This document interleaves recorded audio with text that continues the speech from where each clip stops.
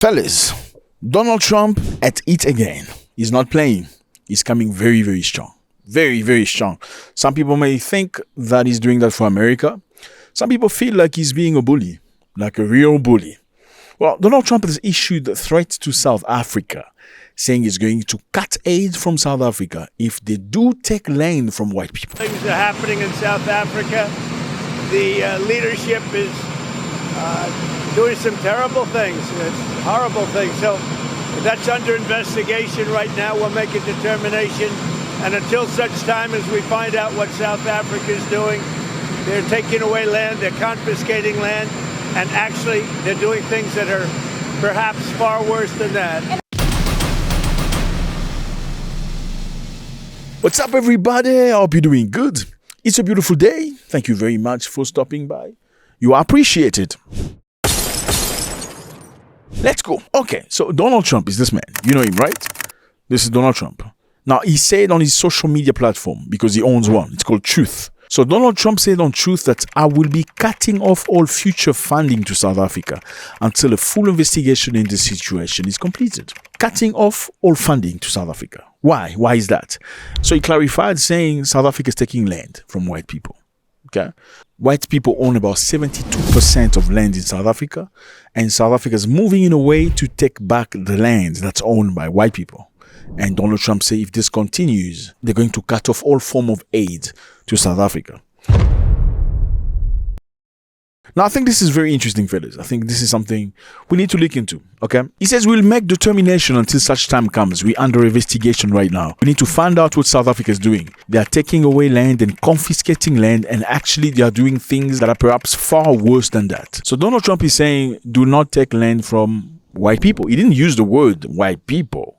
He didn't say that. He said a specific group of people are being mistreated in South Africa. So in a way, to let it not sound counter-racist, let's just say it's a specific group of people are not being treated well in South Africa. Now, who are these people? Those of you who don't know, South Africa do have diverse races. There are white people, Indians, colored, and black. So colored for African Americans in South Africa is not same as black. Coloreds are mixed race from different places. They are called colored. So if you want to know more about that, you can go do some research on YouTube. Let's carry on. Now, in South Africa, 72% of the land is owned by white people. How did white people come to South Africa? Well, they came many years ago, many centuries ago, looking for greener pasture. They came to Africa and posed themselves in South Africa. Now, the difference between white South African and other white people that came to Africa is other white people came to steal and loot and go back to Europe. White South Africans came to stay forever. For them, it was a matter of finding another place where they can settle and be. Now, after coming, obviously, they didn't want to mingle up with the blacks. No, not at all. No, they wanted to keep themselves apart. And that didn't stop there. They actually wanted to rule over black people. So in 1914, they created what they called the Native Land Act.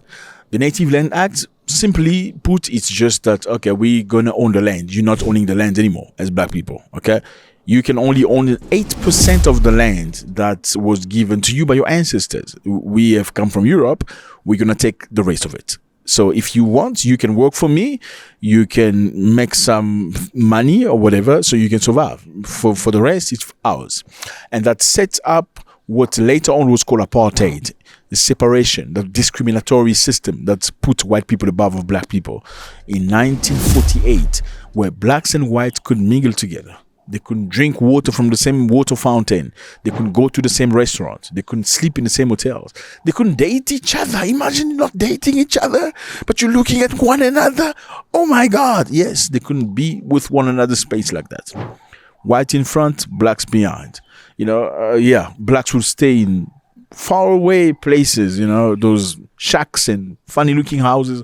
White people would stay in a nicer place. And for black people to move from one spot to the other, let's say you want to go visit your auntie that's not feeling okay, you needed to have a passport. Yes, you needed a passport to move from one space to another. That is the ground base of South Africa. And that's only stopped in 1994. After 1994, as you can see, many black people had no access to land. And you know what land is? Land is power. Land is everything. Land is gold. Land is diamond. Land is agriculture. Land is everything. Black people had no access to that. On top of not having good education, they had no access to the land. It's only 1994 where, black people had some level of freedom. The freedom was now you could go to town. You can have an ice cream next to the little white kid. You can go to school next to the little white kid. But you don't have land. So up until now, land, in most cases, the great majority of land is owned by white people. And just remember that in South Africa, white people account to less than 10% of the population. So the ANC and Cyril Ramaphosa have been trying to find ways to reattribute lands to other people for the communal cause. If there's reason to have lands taken from somebody, maybe for building an hospital, they should be able to do that, especially if you're not doing anything with the land. It's like you just own the land and it just sit there. It doesn't do anything and nobody should claim it. Now, what they want is they want to be paid for the lands they took by force. They want to be compensated. Now, if you're going to say we're giving land to the people, I am the people and I should be getting land, not be given a lease agreement of 25 years. What the amendment of the Constitution is saying is that if now the land goes back to the government, 25 years later, the land would not belong to me. We need to go back and readdress the issue of, do I stay here or do I go? How do you feel about that? Should they be compensated? Because some people say we never came here. Our great-grandfathers came here. They own the land. However they took it is none of our business. We got the land now. If you want the land, you must pay for it. Now, other black people say, but no, your great-father came here. He murdered mine, took his land by force. So there's no way I should pay you for taking the land that used to belong to my great-grandfather. How do you feel about that? So Trump said we're going to investigate South Africa. And for now, we're going to cut off aid. No more aid to South Africa. Well, the president of South Africa, Cyril Ramaphosa, responded to that. On Twitter, he said South Africa is constitutionally a democracy that is deeply rooted in rule of law, justice and equality. The South African government has not confiscated any land. I don't know why it feels like he's justifying himself. Okay, let's continue. The recent adopted Expropriation Act is not a confiscation instrument, but a constitutionally mandated legal process to ensure public access to land in an equitable and just manner as guided by the Constitution. South Africa, like the United States of America and other countries, has always had an expropriation law that balances the need for the public usage of land and protection rights to the owner. So it's not just a South African thing. Even America's got an expropriation mandate when it's necessary. So if you live in a neighborhood where they could be building a very big hospital and this neighborhood doesn't have any houses, can they not find a way to build an hospital to help blind people and widows? It's a possibility. We look forward to engaging with Trump administration over our land reform policy and issues that's bilateral interest. The US remains a key strategic, political and trade partner for South Africa. With the exception of PEPFAR aid, which constitutes 17% of South Africa's HIV program, there is no other funding that is received by South Africa from the United States of America. With this standing threat that, because you passed an Exploration Act, therefore Trump will withhold funding to South Africa. And they said, let's not mobilize Africa. Let's withhold minerals to US. That is it. If they don't give us money, let's not give them minerals. But the reality, they take our minerals, but say why we're withdrawing funding. No, we have minerals in the continent. And therefore we have something that we have. We're not just beggars, but we must just use that endowment for our benefit as a continent. But if as a continent we are frightened, we fear everything, we are going to collapse and will collapse with minerals at our doorstep. So my appeal is that Africa is the world's richest mining jurisdiction. Oh, look at that slap. Oh, that's a slap in the face. Let's say like beside PEPFAR, which is 17% you contribute. What is PEPFAR? PEPFAR is a program that help people with, that disease that doesn't have a cure, get medication coming from America to prevent you from unaliving yourself. You know what I mean? You know what I'm talking about. Yes.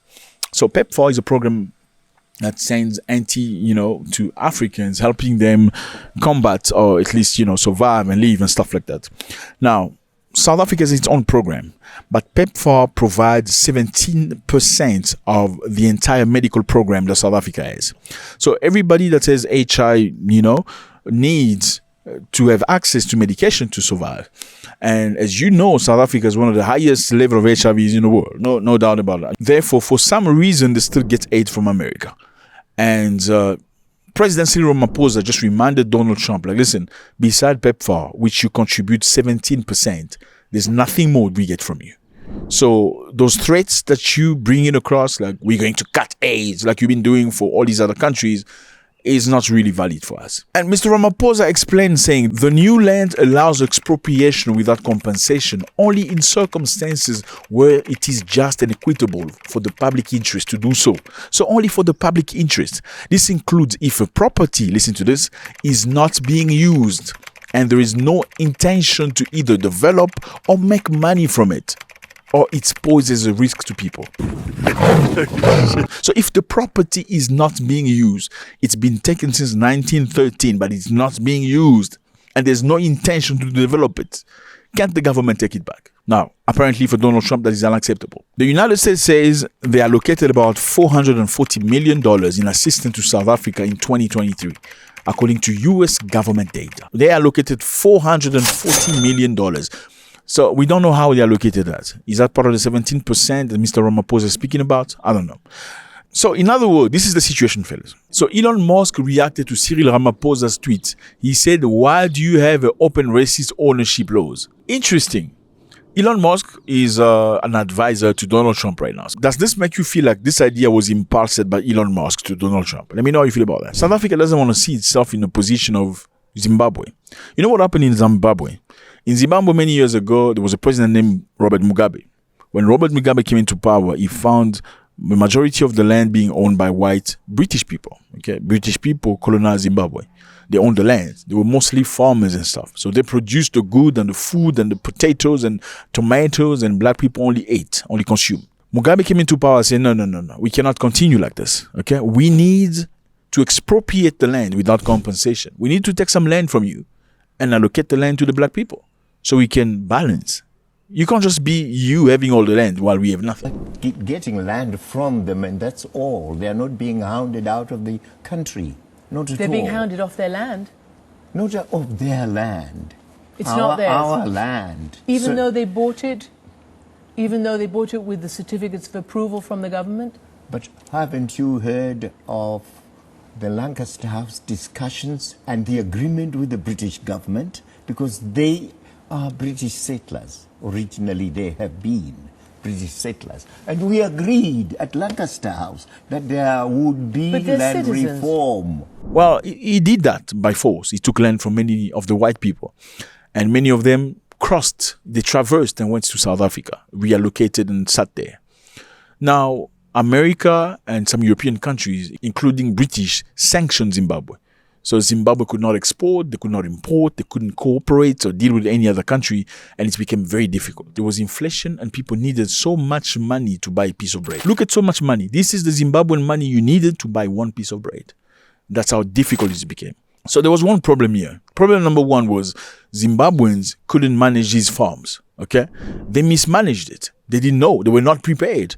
They were not ready. Same as what's happened in Uganda many years ago when black Ugandans took businesses from Indians after Idi Amin chased them. They didn't know how to manage. When the Indian went, business collapsed. What do you think about the Asians leaving Uganda? And they should go. They should go. Yeah. Same for Zimbabwe. However, in Zimbabwe, there was another major problem. The major problem was the sanction that Zimbabwe was being subdued on. So they couldn't do anything, whether they worked good or not. The issue here is that South Africa does not want to find itself in a position that Zimbabwe was many years ago. Zimbabwe has not recovered. Mugabe is dead long time ago. They said they sanctioned Mugabe. They didn't sanction Zimbabwe. But the bottom line is, how can you sanction Mugabe, who's a multi-millionaire in dollars, if not billionaire? How are you going to sanction him with not having bread or milk? He's going to find a way. It's the Zimbabwean everyday person that suffered from that. That's why so many Zimbabweans leave Zimbabwe trying to go to Britain. Many of them cross to South Africa in millions. And now, South Africa doesn't want to find itself in that position. It's very clear. If you dare challenge the West, if you take things from something they like or some people they prefer, they're going to beat you very, very hard. This is the same thing that happened in Australia. They took the land from the Aborigines. But you've never seen Donald Trump say, we're going to stop you from doing anything because you took the land from Aborigines. So everybody, it seems, is looking out of their interest. But is Cyril Ramaphosa talking about taking land from everybody? No. They're talking about special cases, situation where you're not using the land at all, and you have no project of building anything, no intention at all. They can use that land for the public interest.